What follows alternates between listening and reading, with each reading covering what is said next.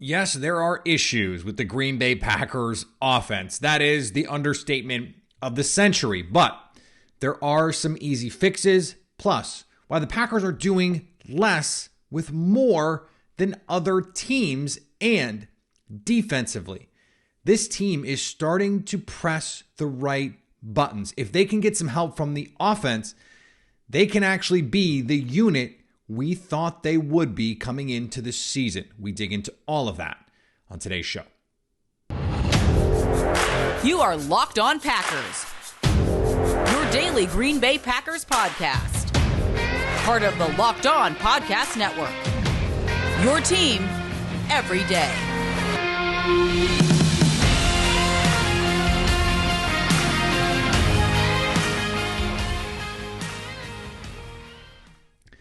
You are Locked On Packers, part of the Locked On Podcast Network, your team every day. I'm Peter Bukowski, and I cover the Packers for The Leap, a newsletter I would love for you to subscribe to. Follow me on Twitter, Peter_Bukowski. Follow the podcast on Twitter at Locked On Packers. Like us on Facebook. Subscribe to the podcast, iTunes, Spotify, Google Podcasts.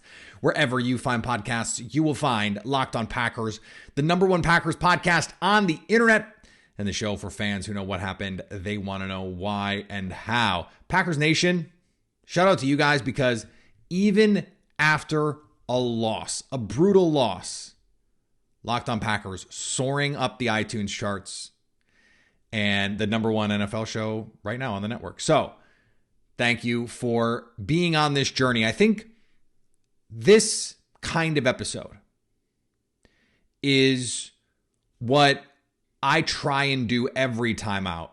And it's why I wanted to do this show. It's why I tried to do this show. And that is to try and find some answers to just exactly what is going on when there's a problem.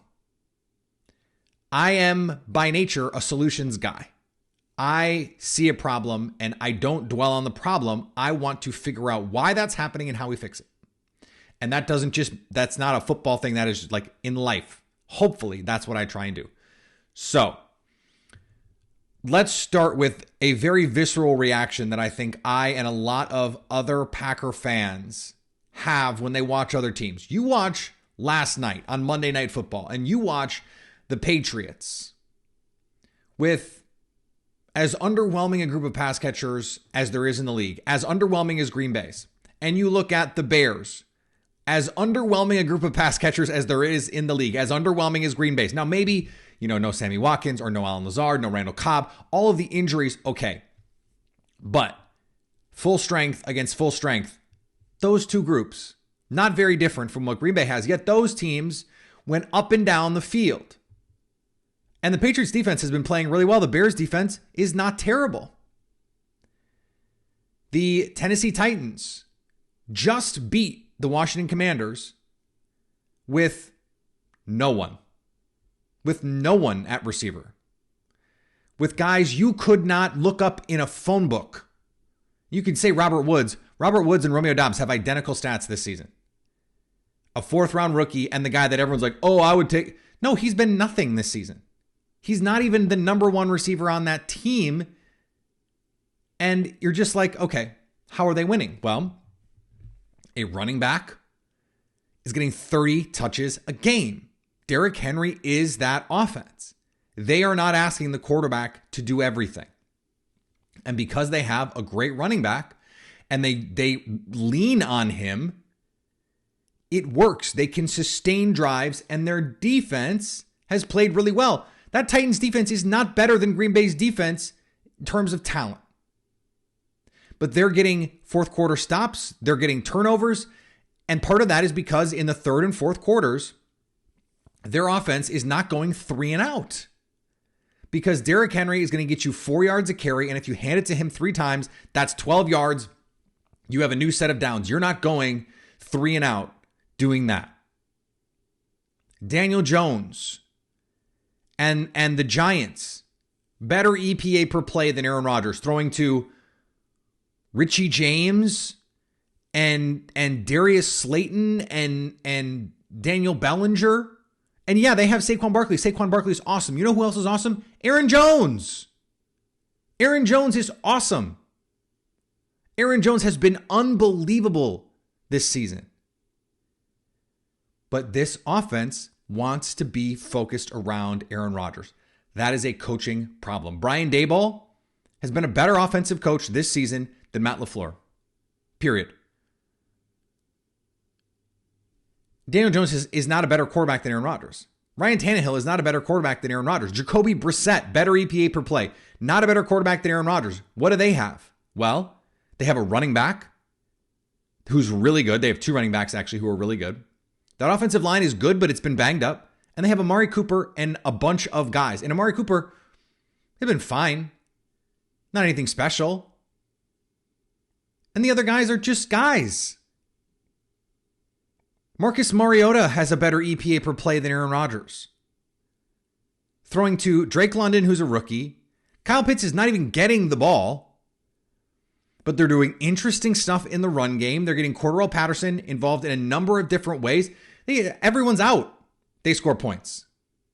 I mean, Andy Dalton has a higher EPA per play than Aaron Rodgers. And Michael Thomas hasn't played since week 3. Jarvis Landry hasn't played since week 4. So they're not even getting Andy Dalton targets.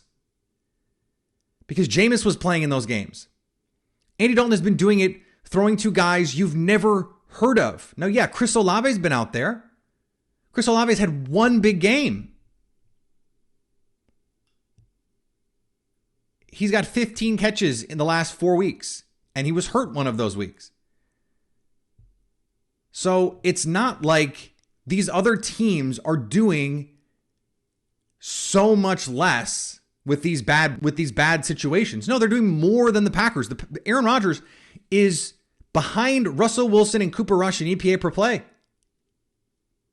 This is not a bash Aaron Rodgers segment, but they are.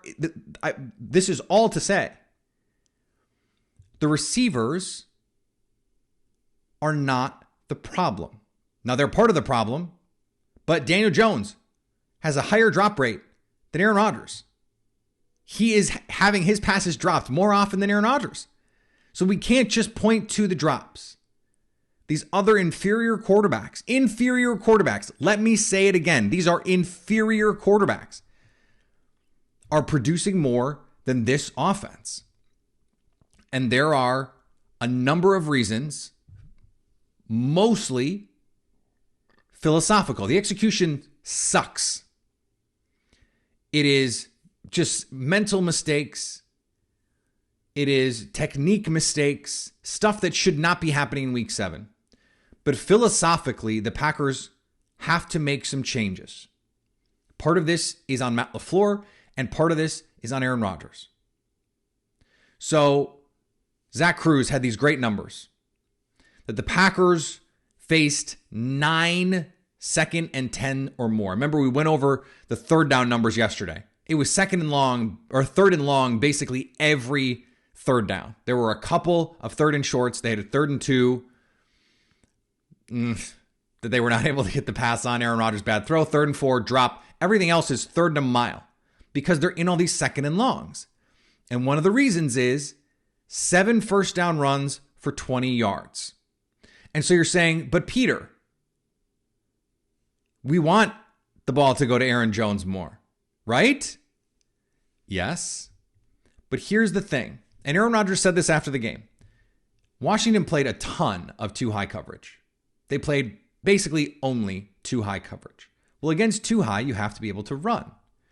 But the Packers, who live in this RPO world, where Aaron Rodgers has the option pre-snap to either run the ball or throw the ball based on the pre-snap looks. Well, guess who knows that? Everyone. Everyone knows that. And so, yes, they can have dummy calls, dummy cans, dummy audibles, all that stuff. But at a certain point, teams know if it's first or second down and we have 2 high safeties, you're probably going to want to run the ball. And so the Packers have struggled to run the ball consistently on first down. The obvious counter to this is something that I would advocate any team in any circumstance, including the Packers last year and the year before and the year before that and the year before that and the year before that and the year before that, I wanted them to be doing is early down play action. But this team this year has not wanted to run play action. Part of that, as Matt LaFleur said on Monday, is Aaron Rodgers, right now with his thumb, it's not ideal for him to be under center because that is a lot of, you take a snap as someone who, has had to take snaps. That is a very intimate relationship you form with your center over time. It turned out to be my wife's cousin. I did not know that it was going to be that in high school when he was my center, but that's what happened. But it's a lot of pressure on your hand. And so when you have a banged up hand, it hurts. So they're in gun a little bit more. They can't get to some of that under center play action, but it's also something that Aaron Rodgers does not want to do, does not like to do. And there are reasons for that. Teams are spinning their safeties. They're changing post-snap looks more than they've ever done. And so turning your back to the defense, you're going to get a different picture when you turn back around. So part of me is going play action, play action, play action. And part of me also understands this is why Aaron Rodgers doesn't want to do that.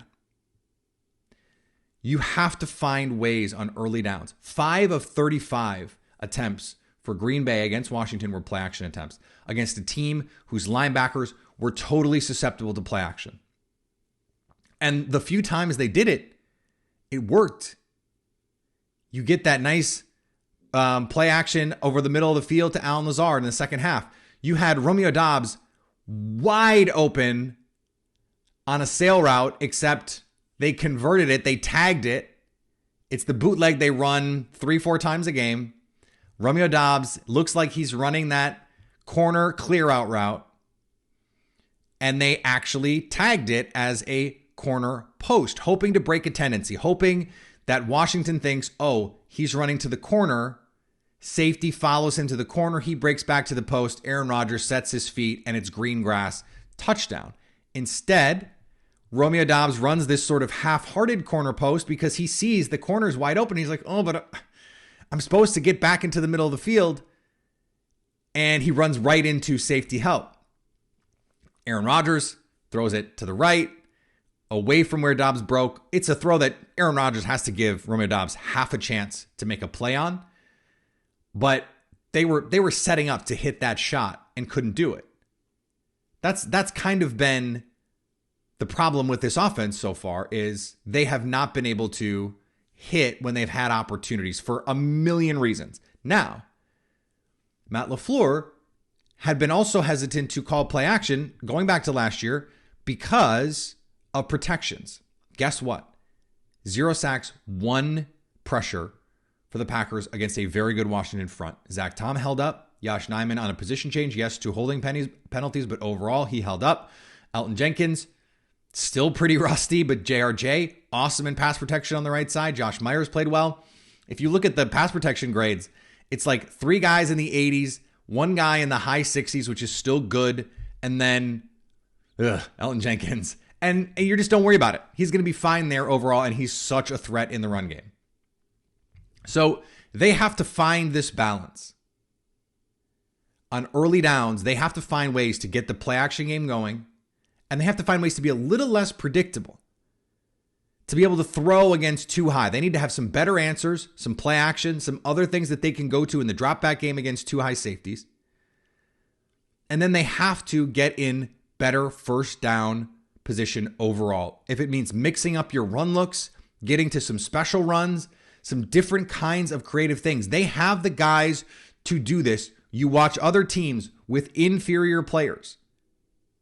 Jakobi Meyers running wide open. Jakobi Meyers is a nice player, but the play design is what gets him wide open. Guess what they did? Play action against a group of linebackers in Roquan Smith, in particular, who they take the cheese so hard on play action. The Packers cannot live in a world where their quarterback does not want to do this. They cannot survive offensively if that is going to be the case. So they have some answers here, some pretty easy answers. They have to get a little bit more creative on first down, use more play action. And then when they have those opportunities, they have to execute better. They just have to execute better, and they have to stop turning the football over. This is something we're going to talk about a little bit more on the flip side with the defense, who can force more turnovers, something they did twice in this game and could have been 6 times. We'll get to that coming up in just a second. Before we do, have you ever had an issue just where all you're doing is focusing on the problems? This is a great segue for this show. You're just stuck in this mode where you're in whatever you're dealing with and you can't get out of it. That is where you can find help with BetterHelp. It doesn't have to just be if you're dealing with depression or anxiety, although BetterHelp can help you with those things too. I think a lot of people think, oh, well, I'm not right for therapy. I don't have some kind of diagnosable or recognizable mental health issue. And that's okay if you don't. You can still benefit from having someone get you into a better frame of mind, into a better mode of living. And BetterHelp is a great way to do it. Visit BetterHelp.com/lockedon today to get 10% off your first month. That's BetterHelp.com/lockedon. And these days, every new potential hire can feel like a high-stakes wager for your business. You want to be 100% certain that you have access to the best qualified candidates available. That's why you have to check out LinkedInjobs.com. LinkedIn Jobs helps you find the right people for your team faster and for free. You do not want to be dealing. If you're hiring, you don't want to be dealing with a bunch of resumes where people they're not qualified. They're just not qualified, or they don't have a critical qualification that you're looking for. Wonderful. LinkedIn Jobs can help. LinkedIn Jobs helps you find the qualified candidates you want to talk to faster. Post your job for free at linkedin.com/lockedonnfl. That's linkedin.com/lockedonnfl to post your job for free. Terms and conditions apply. And thanks for making Locked On Packers your first listen every day. For your second listen, check out Locked On Sports Today, my show. From the games that matter the most to the biggest stories in sports, go beyond the scoreboard and behind the scenes with local experts and insights only Locked On can provide. Locked On Sports Today, available on the app, on this app, YouTube, and wherever you get podcasts. So, the defense. You are going to live with what the Packers did on defense against Washington, because Pro Football Focus credited them with 29 pressures against Taylor Heinicke. 29 pressures. The Packers' defensive front ate up this Washington team in pass protection. But guess what Taylor Heinicke did? He stood in there and he made throws. And you just, on a certain level, you just have to live with that.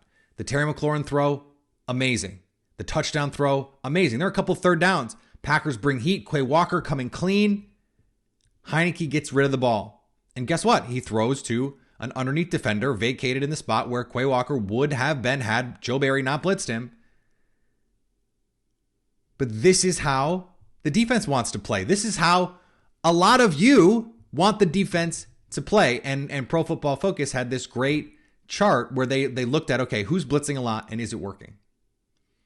And they have, this quadrant with aggressive teams and it's not really working. And they have conservative teams and it's not really working. And then conservative teams, but they're getting pressure anyway. And then the aggressive teams and it's really working. And in the aggressive and it's really working quadrant, there is one team way up in the corner.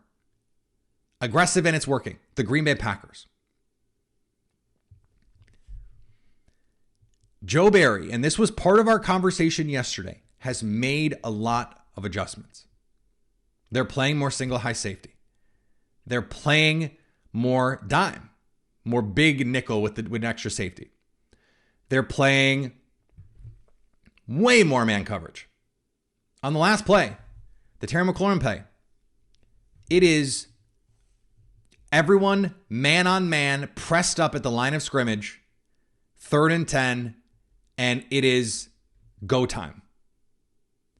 That's how you want to play, and it's good on good. Jair against Terry McLaurin, that is the matchup you will take every single time. Now, why in the second half are they not able to get off the field? Well, part of it is because in the first half, when they had the chance to really put this game away, to really put this game in the clinches, you had a garbage penalty negate a touchdown that would have put you up 2 scores. You have 2 at least plays from Russell Douglas he could have made that would have been interceptions. That he couldn't make. Jair Alexander has a chance at another one. And so those have to be turned into opportunities.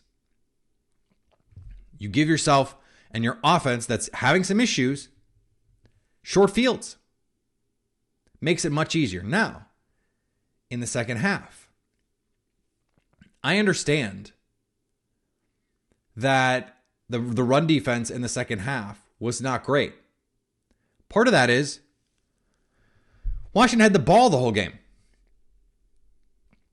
They had the ball the whole game because Green Bay went into hibernation.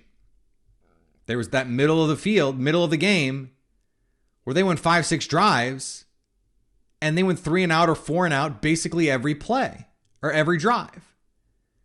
You can't have that. You can't have that. And even if the defense is making these adjustments and saying no big plays, and it's not that the two-shell conservative approach anymore, they're trying to tune these quarterbacks up, and they're doing it. Your offense has to pick you up. Your offense has to give you a chance to rest. This was the point about Derrick Henry and the Titans. This is the point about the Giants. And this is the point about turnovers. You cannot turn the ball over. Because when you turn the ball over, now it is a defense that was just on the field, long drive. They've been on the field a lot because you can't move the ball, and now they got to go right back out there. The muffed punt, huge example of that. Packers have a chance to put the game away. Muffed punt. Now the Packers come up with a stop, hold them to a field goal. They go out and score. But it could have been different. You give this team life with these mistakes. Matt LaFleur says they're considering a change. That's not the same as we're going to have someone else out there. Now, maybe that's just coach speak. Maybe that's just, well, I can't say we're benching him until we declare someone else the winner of his job. If I'm the coach, I'm just saying we have to find someone else. He can't be out there. You don't want to shatter the guy's confidence, but like there was a point at which he had 5 fumbles in his career and 5 catches. He had a couple catches in this game, and so that tide turned. And I don't know, you put him back out there, I feel like you're playing with fire at this point. He's gonna just, the football gods are gonna want to get that back to even. In the second half of these games, when the Packers defense starts to crater, it is in part because the offense can't sustain drives. And if the offense could sustain drives, now you have to throw. And guess who has an elite passing defense? Guess who is heating quarterbacks up? Kenny Clark and Rashawn Gary and Preston Smith and JJ Enigbare, and they're bringing pressure. Adrian Amos with pressure, nickel blitz. Like they're doing. Joe Barry is proving the haters and the doubters wrong, of whom there are many. I really can't blame Joe Barry for some of these second halves where the offense can do precisely nothing. These games should be over. They should be Vince Carter at the dunk contest.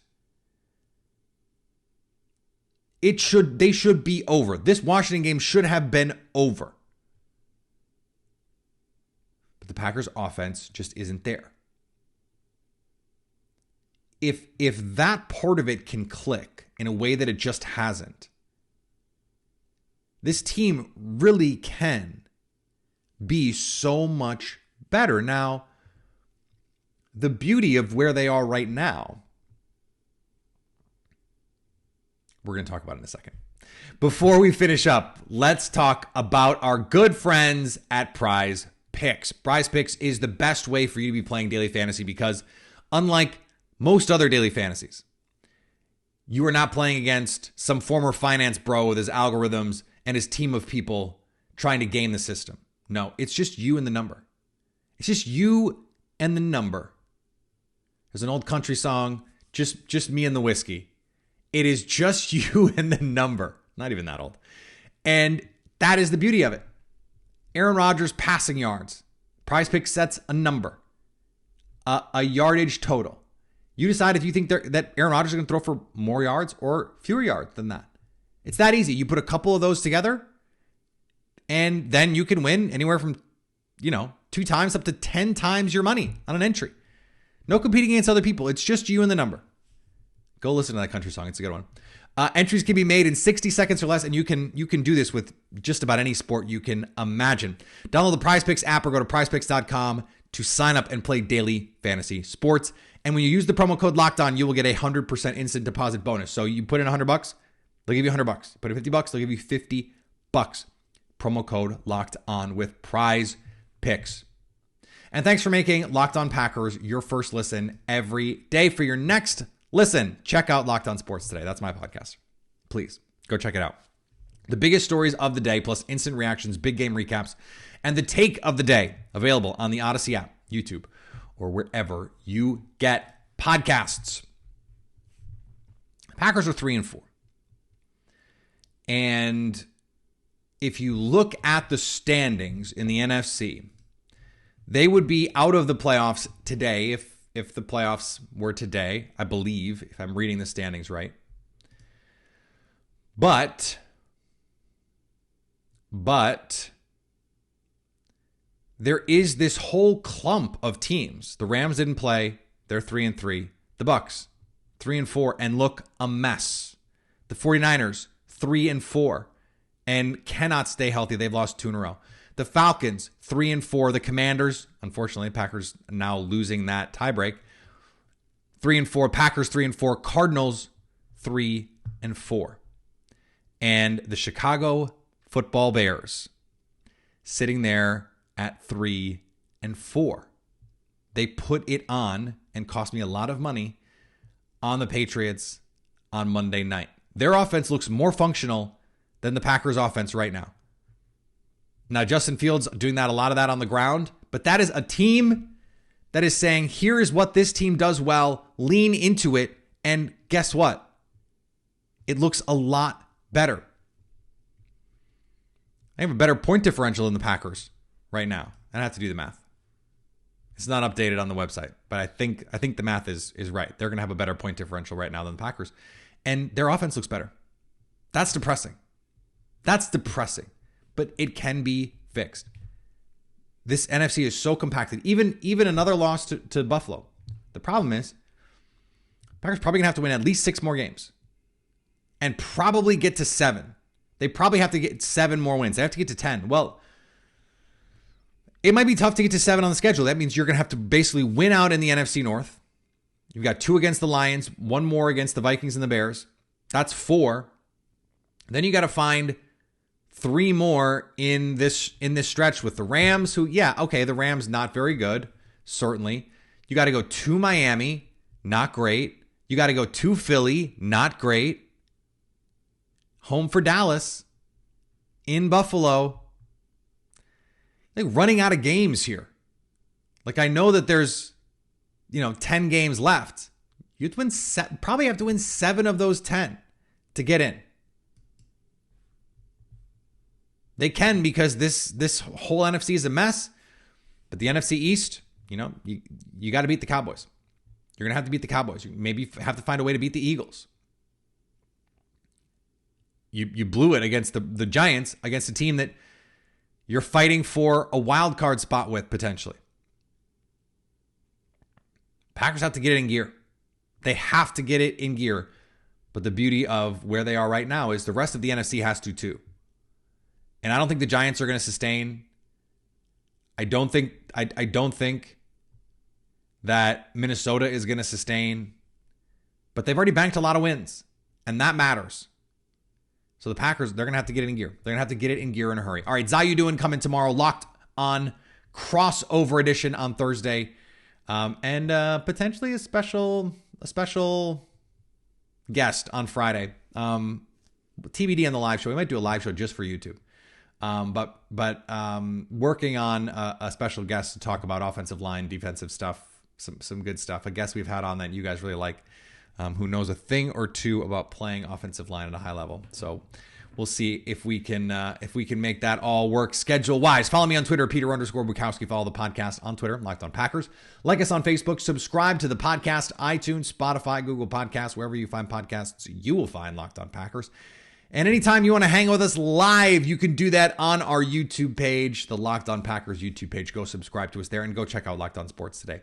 But hang out with us live on YouTube Fridays, 8 Eastern, 7 Central, and after every Packers game to stay Locked On Packers.